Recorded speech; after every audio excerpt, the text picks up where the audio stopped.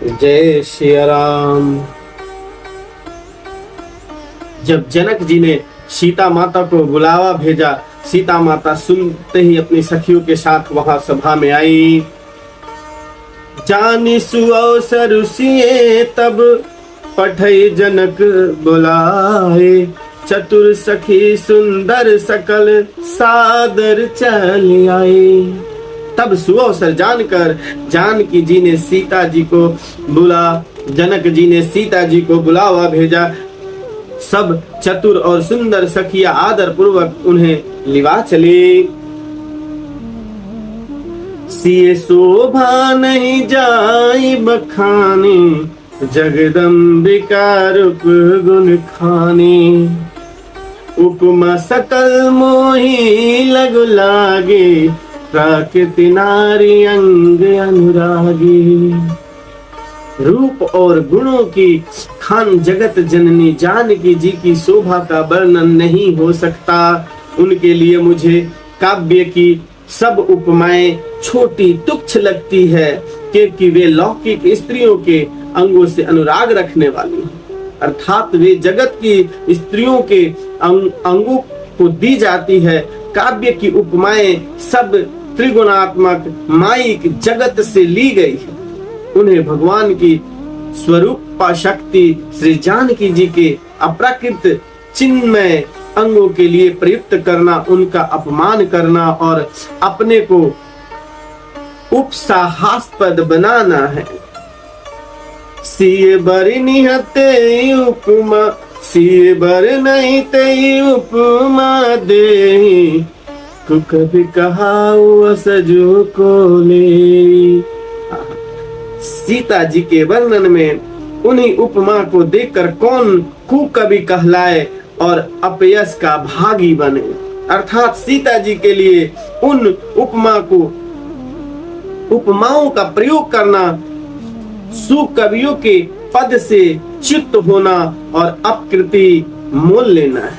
कोई भी सुकवि ऐसी नदानी एवं अनुचित कार्य नहीं करेगा। यदि किसी स्त्री के साथ सीता जी की तुलना भी की जाए तो जगत में ऐसी सुंदर युवतियां कहीं कहां किसी के उपमा फिर कैसे दी जा सकती। गिरा मुखर तन आराध भवानी, रति अति दुखित तनु पति जाने।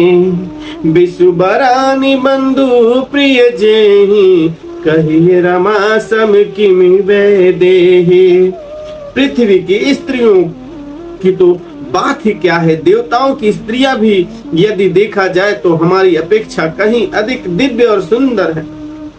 तो उसमें सरस्वती तो बहुत बोलने वाली और पार्वती अर्धांगिनी है, अर्थात अर्ध नारीश्वर के रूप में उनका आधा ही अंग स्त्री का है।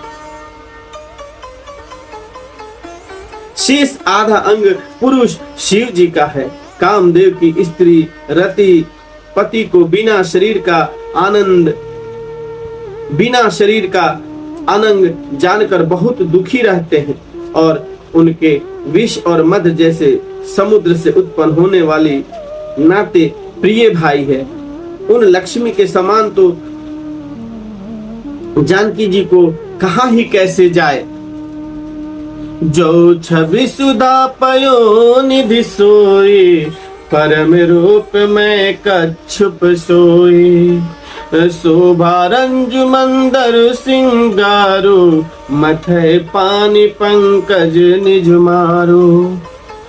जिन लक्ष्मी जी की बात ऊपर कही गई है वे निकली थी खारे समुद्र से, जिसको मंथन के लिए भगवान ने अति कर्कश पीठ वाले कच्छप का रूप धारण किया।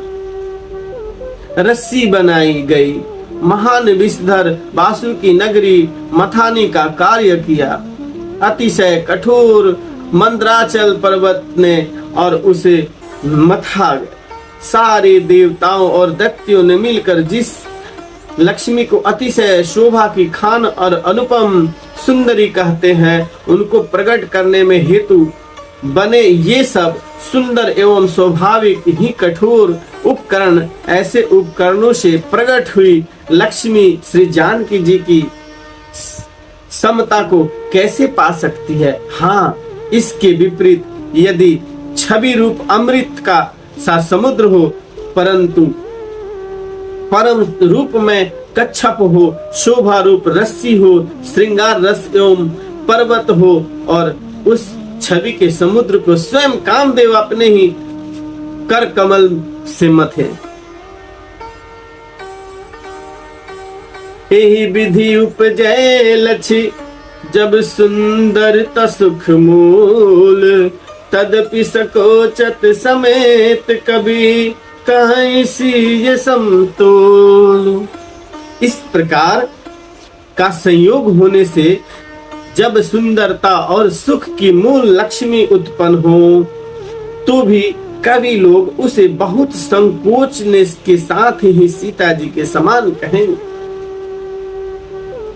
जिस सुंदरता के समुद्र को कामदेव मथेगा, वह सुंदरता ही प्रकृति लौकिक सुंदरता ही होगी, क्योंकि कामदेव स्वयं ही त्रिगुणमयी प्रकृति का ही विकार है। अतः उस सुंदरता को मत कर प्रकट की हुई लक्ष्मी भी उपयुक्त लक्ष्मी की उपेक्षा कहीं अधिक सुंदर और दिव्य होने पर भी होगी प्रकृति ही। अतः उसके साथ भी जानकी जी की तुलना करना कवि के लिए बड़े संकोच की बात होगी। जिस सुंदरता से जानकी जी का दिव्यादित्य परम दिव्य विग्रह बना है, और वह सुंदरता युक्त सुंदरता से भिन्न अप्राकृत है। वास्तुतः लक्ष्मी जी का अप्राकृत रूप भी यही है। वह कामदेव के मथने में नहीं आ सकती, और वह जानकी जी का स्वरूप ही है। अतः उनमें भिन्न नहीं और उपमा दी जाती है भिन्न वस्तु के साथ। उसके अतिरिक्त जानकी जी प्रकट हुई हैं एवं अपनी महिमा से उन्हें प्रकट करने के लिए किसी भिन्न उपकरण की उपेक्षा नहीं है। अर्थात शक्ति शक्तिमान से अभिन्न अदैव दत्त है, अतएव अनुपमेय है। यही गूढ़ दर्शन की तत्व भक्ति शिरोमणि कवि ने इस अभूतपूर्व मार्ग द्वारा बड़ी सुंदरता से व्यक्त किया है। चली संग ले सखी सयानी, गावत गीत मनोहर बानी, सोह नवल तनु सुंदर सारी, जगत जननी तुलित छवि भारी। सयानी सखियां सीता जी को साथ लेकर मनोहर बानी से गीत गाती हुई चली। सीता जी के नवल शरीर पर सुंदर साड़ी सुशोभित है। जग जननी की महान छवि अतुलनीय है। सब आभूषण अपनी अपनी जगह पर शोभित है, जिन्हें सखियों ने अंग अंग में भली भांति सजाकर पहनाया है। जब सीता जी ने रंग भूमि में पैर रखा, तब उनका दिव्य रूप देखकर स्त्री पुरुष सभी मोहित हो गए। देवताओं ने हर्षित होकर नगाड़े बजाए और पुष्प बरसाकर अप्सराएं गाने लगी। सीता जी के कर कमलों जयमाला सुशोभित।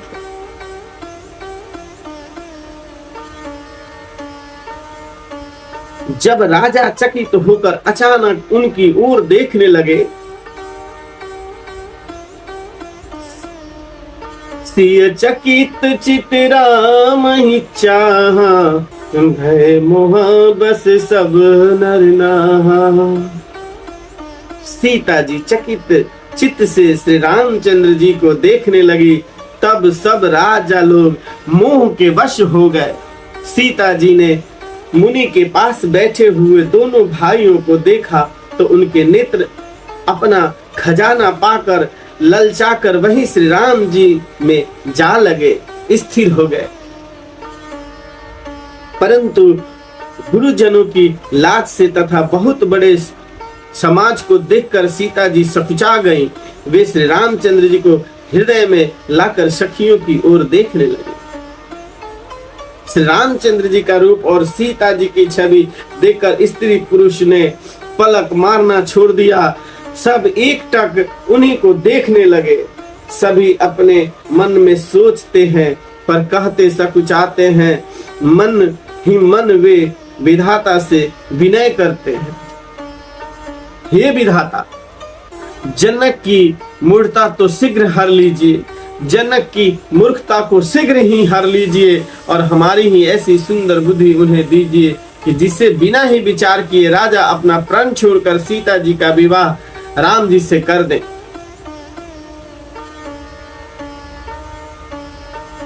संसार उन्हें भला कहेगा। वो अगर ऐसा करते हैं तो संसार उन्हें भला कहेगा, क्योंकि यह बात सब किसी को अच्छी लगती है। हठ करने से अंत में हृदय जलेगा। सब लोग इसी लालसा में मग्न हो रहे हैं कि जानकी जी के युग वर अगर कोई है तो वो सांवले प्रभु श्री रामचंद्र जी ही।